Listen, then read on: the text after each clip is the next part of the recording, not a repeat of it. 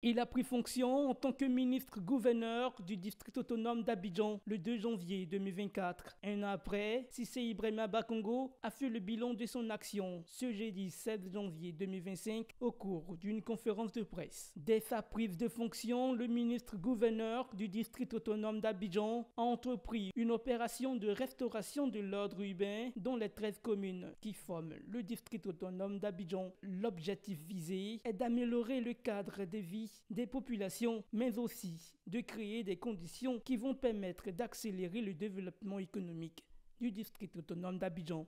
Soyez sûrs que je n'ai plus jamais le couteau entre les dents en faisant ce que je fais. C'est plutôt la vie, la préservation de la vie. Je dis bien la vie qui me pousse à agir comme l'amour de la vie, l'amour de la vie, l'amour de la vie de l'autre.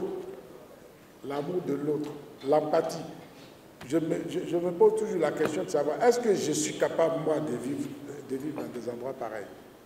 20 sites ont fait l'objet d'un traitement d'urgence sur les 171 identifiés par l'Office national de protection civile dans le cadre du plan Orsec. À ce sujet, le ministre-gouverneur du district autonome d'Abidjan a fait des précisions au cours de ces échanges avec des représentants de la presse nationale et internationale.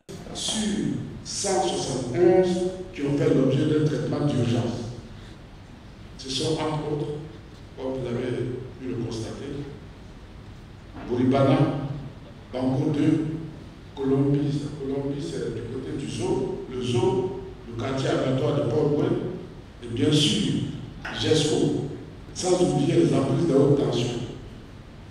Bien évidemment, au-delà des rumeurs fantaisistes et des propagandes, toutes ces actions ont fait l'objet d'une sensibilisation et parfois des délais de préavis ont même été observés, notamment à travers la publication de la liste des 176 sites dont je viens de parler, la sensibilisation des populations vivant à Bouribana, pour qu'elles prennent toutes les dispositions pour se reloger sur les sites mis à leur disposition et le report de l'opération de déguerpissement à Bouribana après la CAN 2023-2024.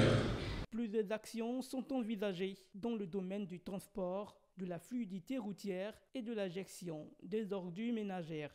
Alors pour l'année 2025, les défis majeurs que nous aurons à relever porteront sur le transport. Le transport sur la gestion des ordures. C'est mon angoisse quotidienne. C'est mon soupir de tous les jours.